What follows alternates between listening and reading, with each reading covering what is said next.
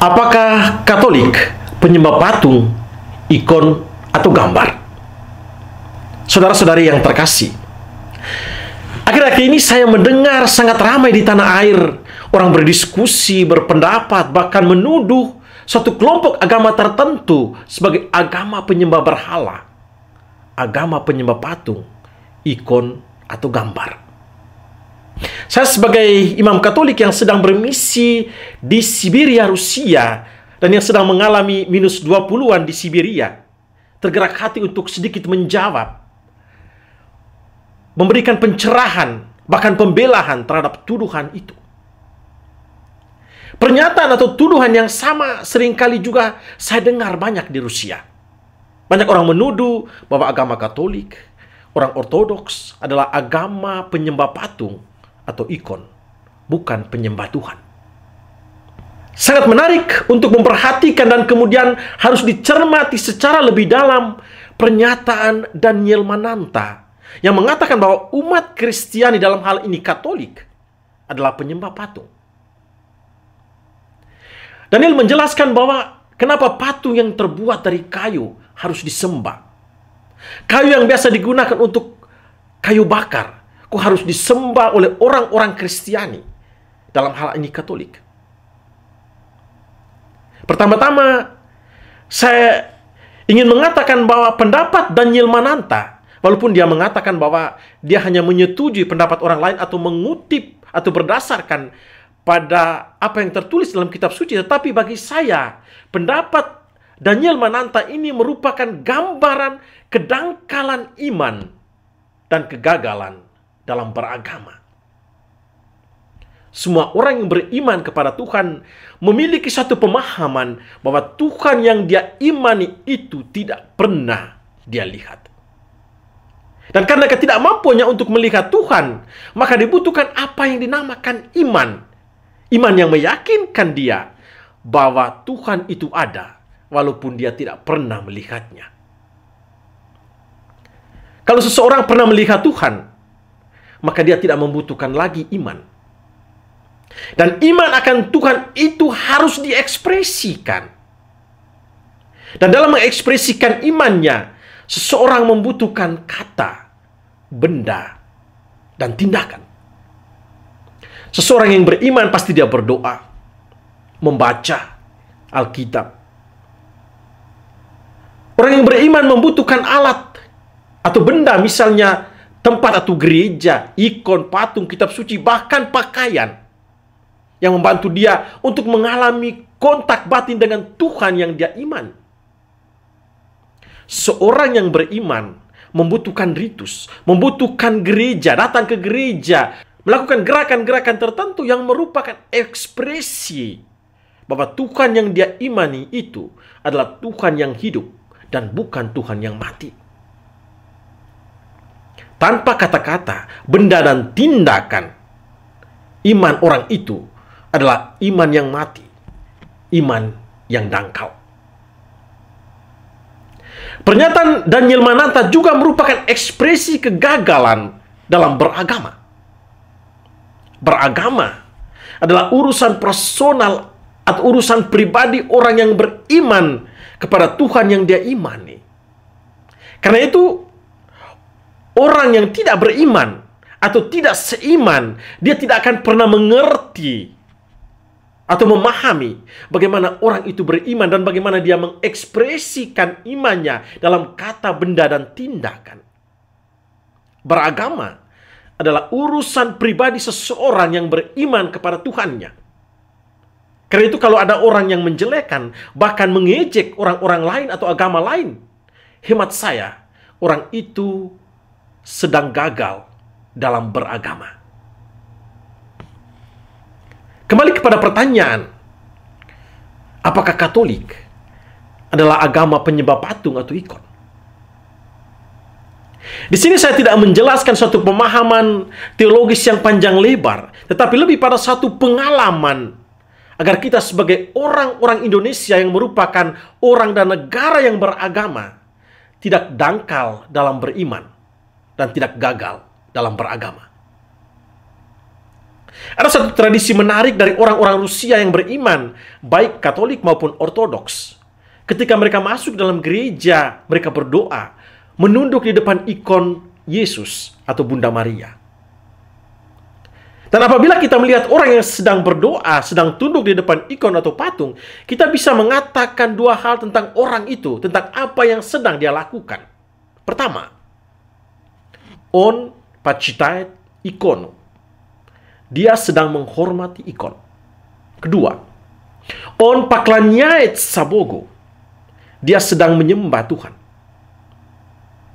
Kita sangat jelas melihat di sini satu orang berdiri dan berdoa dan tunduk di depan ikon. Satu orang. Orang itu pada saat yang bersamaan melakukan dua hal yang berbeda. Yaitu почитать икону, menghormati ikon, dan поклоняться Богу, menyembah Tuhan. Dua tindakan ini dilakukan oleh satu orang pada saat yang bersamaan dan tidak bisa dipisahkan satu sama lain. Karena itu adalah sebuah kesalahan besar baik dari segi rasa bahasa Rusia maupun dari segi iman orang Rusia apabila kita mengatakan bahwa dia hanya sedang menghormati ikon atau sedang menyembah ikon.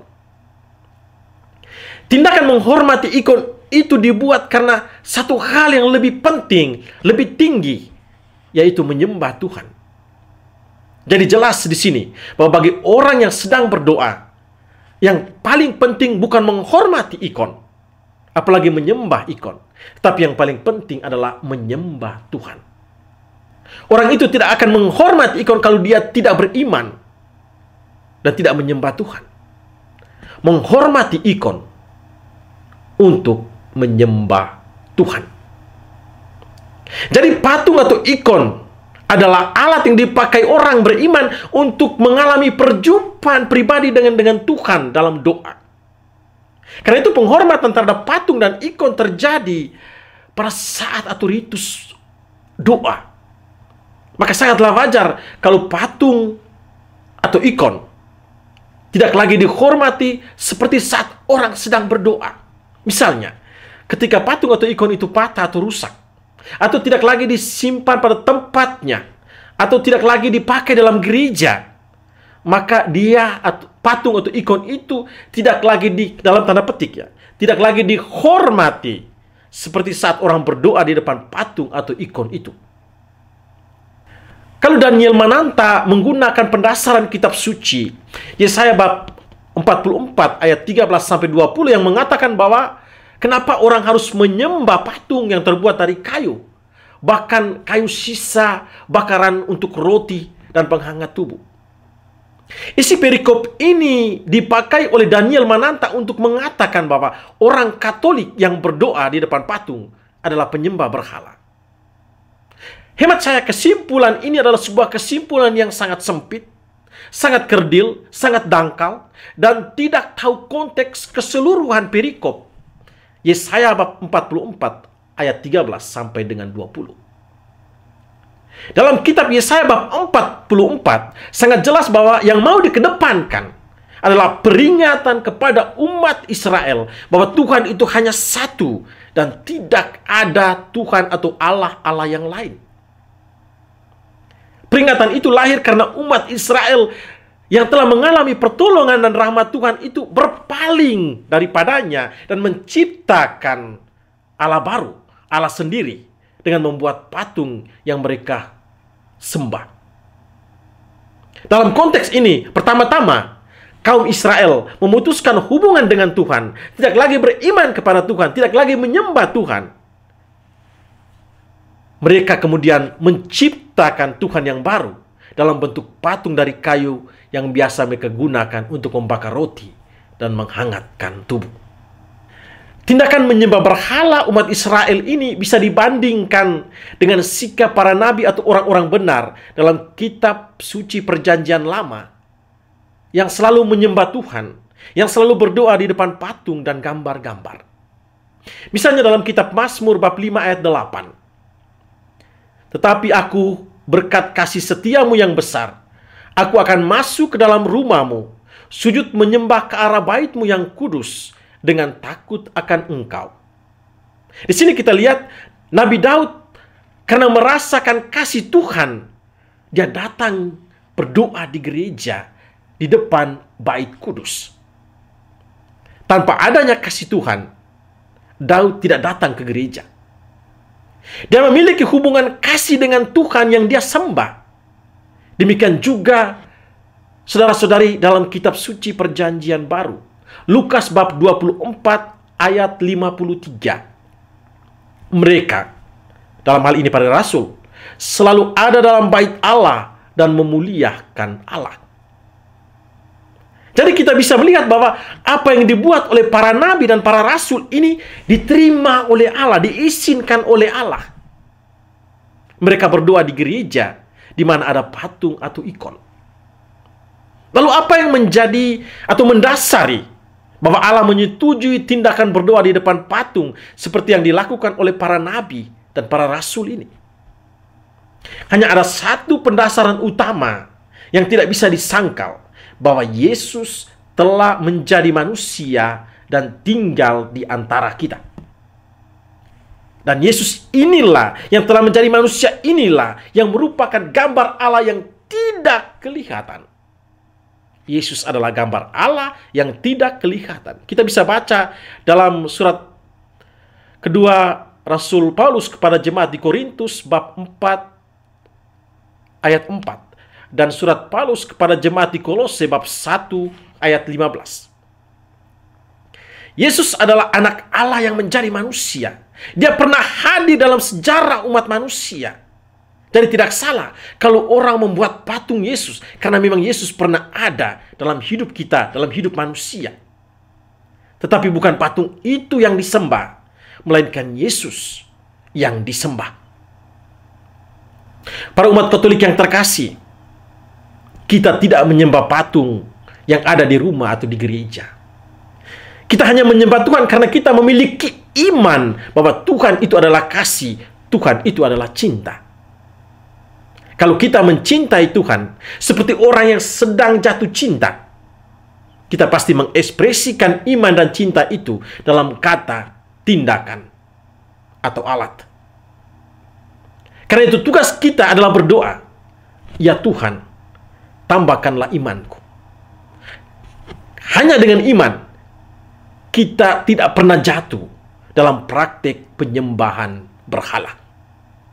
Saudara-saudari yang terkasih, saya ingin menutupi penjelasan singkat saya ini dengan kembali mengingat beberapa tahun lalu, saya tidak tahu atau tidak tahu persis kapan itu, saya pernah melihat foto, bahkan video yang menceritakan seorang artis yang kebetulan adalah Daniel Mananta datang ke salah satu daerah di NTT, yaitu Manggarai.